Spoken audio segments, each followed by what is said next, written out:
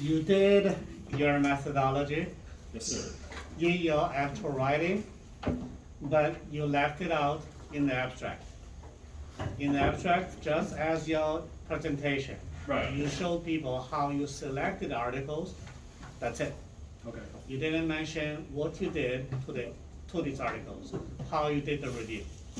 Well, we did mention it, actually. We mentioned that we reviewed them by analyzing the biomarkers that were affected and the subjective, let me see if I can actually find the page for you. On page 11, I saw in your writing, on page 11, you did that. Yeah, Jonathan, he's talking about in the paper. Oh, in the paper? In your Supposed actual, in your actual writing. Oh, right, it wasn't an abstract, I put the methodology again later on in the But research. Yes, sir. when I read your article, the Okay. first thing I will go to is your abstract, Okay, okay? so that should be duplicated into the beginning of the Correct, you abstract? need to add No one problem. line in there. Yes, sir. That Okay, is because good. you did your summary into these tables. Right. I think I did, yeah. Yeah, you just need Okay. to take what you did there and Got it. summarize it in the Okay, abstract. perfect. I didn't realize it had to be an abstract as well. I figured an abstract would be a shorter version of it, which is why I left it kind of. Yeah, you just summarize it. Well, short version, but you need to, it's a summary, right? Right. So you need to Right. include everything you did. So this is what you want, basically, Analyzed, specifying, right? but what you did is you summarized it into the table. Correct, okay. That's Gotcha. how you draw the conclusion that it's very effective, Yes, sir, I'll make that edit. okay? Thank you. One question, does electric acupuncture promote or prevent apoptosis? It helps, no, it does not promote it. I mean, that's a good question, right? Because from a treatment standpoint, we know that we're actually causing damage with the needles, and that's kind of what we're looking for.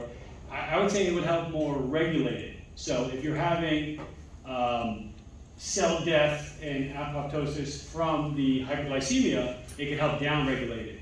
As we're doing the treatment, we're obviously causing intentional inflammation to help create a healing cascade, but that would be different from the chronic cell death that is already happening in the patient.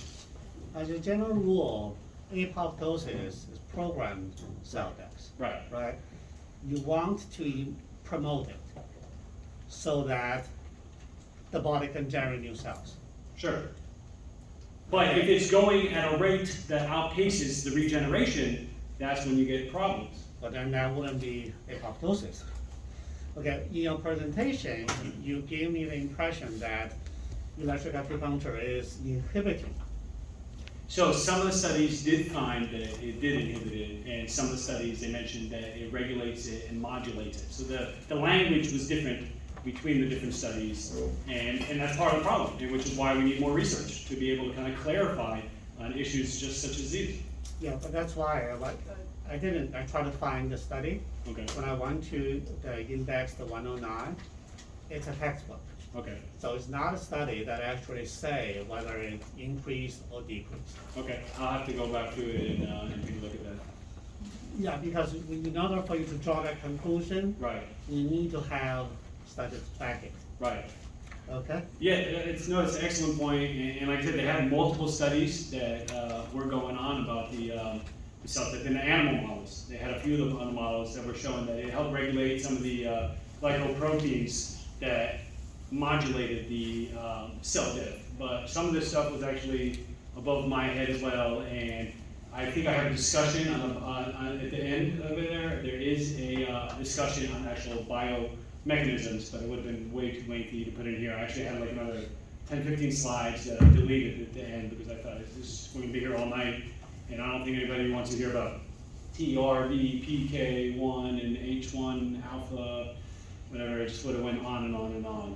But I will see if I could get a clarification for you on that and edit it. Thank But you. you're right, I always pick on methodology. Right.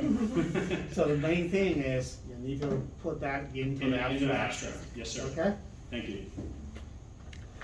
Did you find any research that using study like blood viscosity as well, to evaluate? The research showed that the changes in the blood vessels, and so they did talk about that.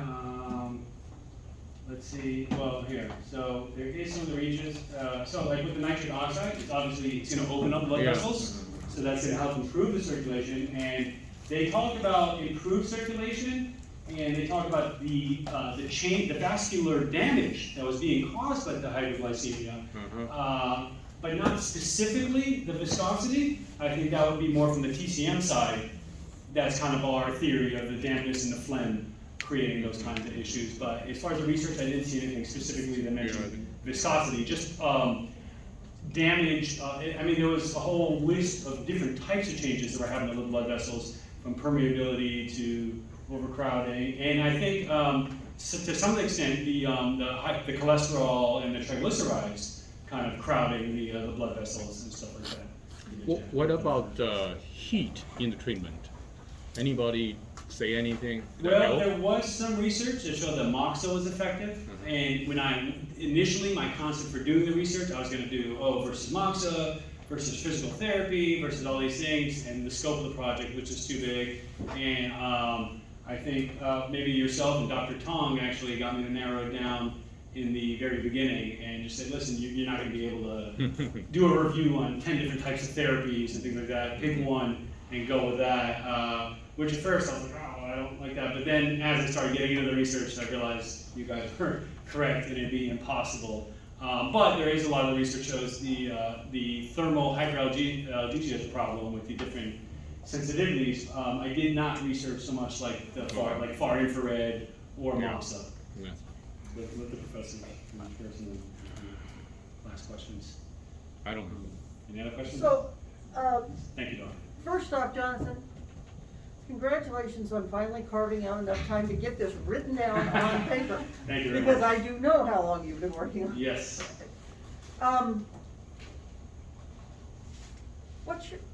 They covered a lot of things, but you chose, and I know you chose based on your research, Mhm. daily treatment for 21 straight days, but is it your feeling that that is actually a good protocol in reality? Great question. No, because whose clinic is open? Unless you're in a hospital. I mean, How are I you know getting how clinic often 7 you days a work, week? but Yeah. really? No, and actually I've cut down my workload a lot over the last year and brought in another associate, so I wouldn't want to treat somebody like that. And when we looked at the human study, they did 2 treatments a week, Yeah. which is, I think, is feasible for patients financially, if they're out of pocket and insurance isn't covering it, and definitely more feasible. It's just to kind of go along with the research saying what was most common, Right. because that's kind of how we summarize the research. I figured, like I showed in the table, it looked like 34% or 50%, well 34% was, actually I don't remember the exact numbers, I don't want to quote the wrong things.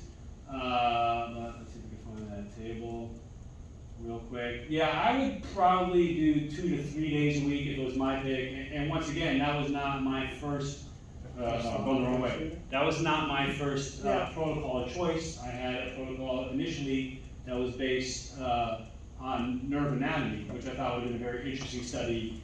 But initially, I also wanted to do clinical research, and down the line, I just found out it's going to be very time-consuming and probably not possible, as we don't really have access to the number of patients that we need and clinical stuff kind of stuff. So this is the duration of treatment. This was the length of sessions, and It's in there someplace, but. no, this frequency. Length of session. So actually, I don't know if you had it in there. You had Yeah, it no, in I your think it paper. was in the paper. Okay. Yeah, right. and so I know why you chose it, but I was Gotcha. almost in your discussion looking for a page, a statement that said, yeah, I this think is not really probably feasible, even though that's what the research indicated was. Yeah, I just didn't want to present to you guys something that went against the research. If Yeah, we no. say we're going to summarize it this way, Yeah, although no, it's fine. it's a good point, and if I was to actually put it into clinical trials in the future, just- I would yeah, probably it's suggest. Clinical trials or somebody Maybe trying to 3 adopt days a this week. into their clinic and then trying to, Right, yeah, I mean, we're open 6 days a week, but I In your- wouldn't want to do that, and most patients don't want to do that. No, your Maybe in patients- China, you can get the patients to come 6 days a week, or 7 days a week. Trying to get somebody in this country to come. Maybe in a 7 days a hospital. week. That's what I'm saying, they would have to be probably hospitalized, because even to check in and out of hospital, yeah. 7 days, for 3 weeks, who's gonna do that? Nobody. right? And if they're that severe, they're gonna need transportation, they're gonna need somebody to help them in and out. Yeah. They're not gonna manage that. Yeah. In the modulation between, in your thing here, 2 and 120, were they, one treatment's one and one's the other, or are they using some of the machines that can actually modulate the two in the same treatment? Very good question.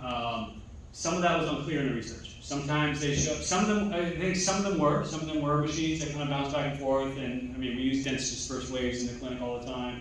I know my machines can pretty much accommodate that. Some machines can't.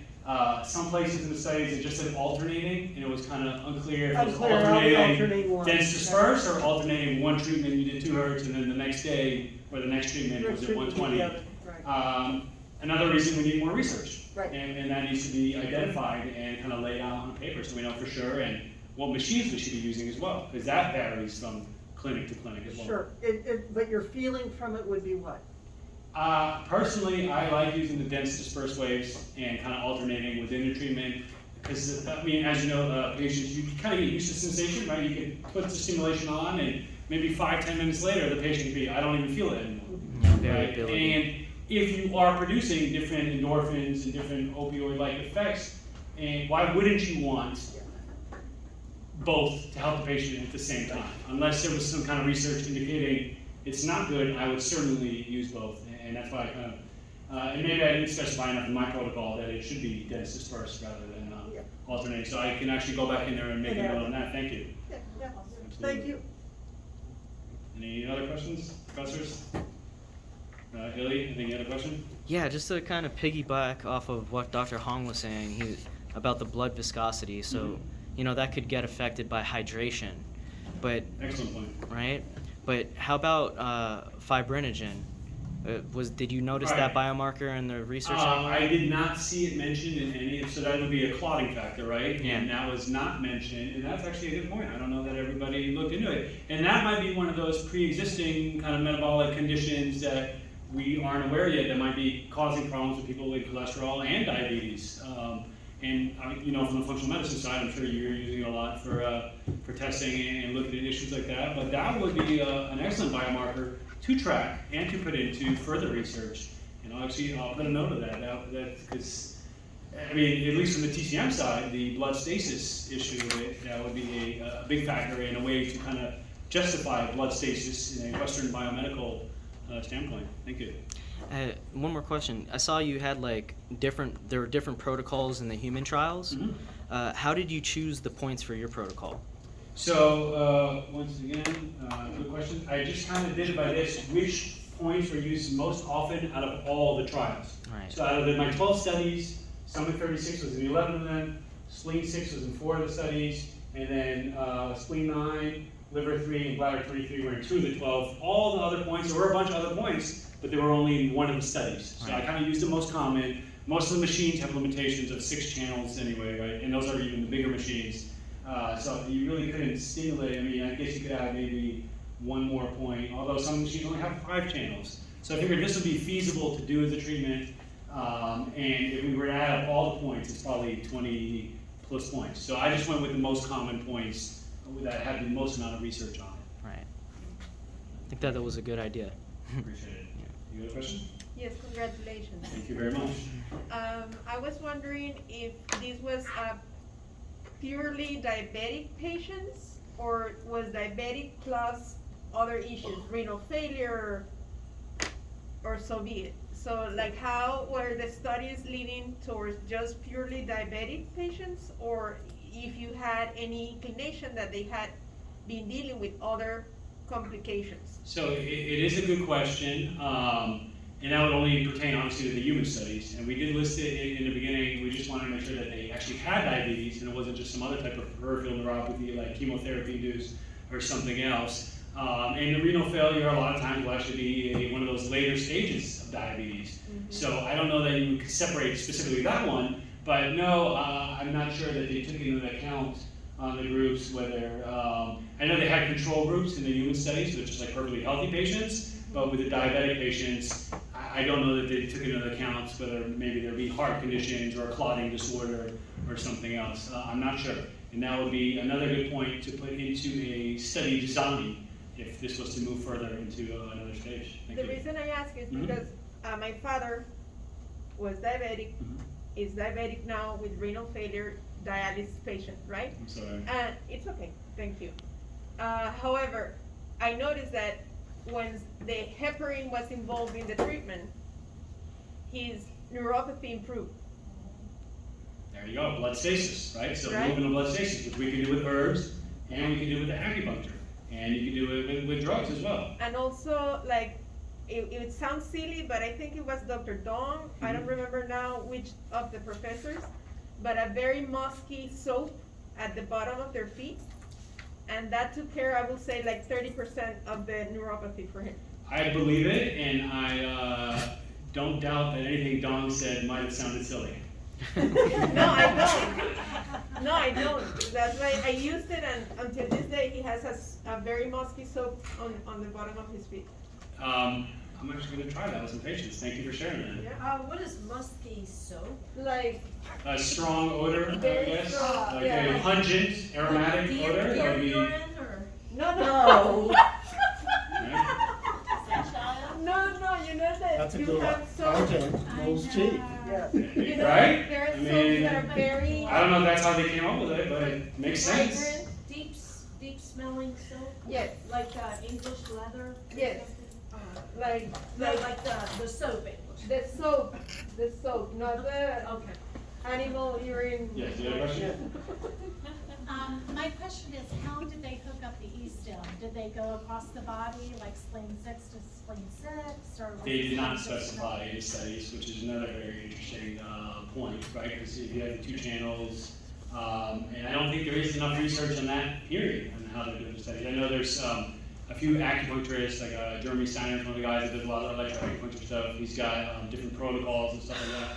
I don't know how much of that stuff is even research based or how much of it is just their personal preferences in the clinic based on clinical experience. But that is something that could possibly definitely get included in the study design.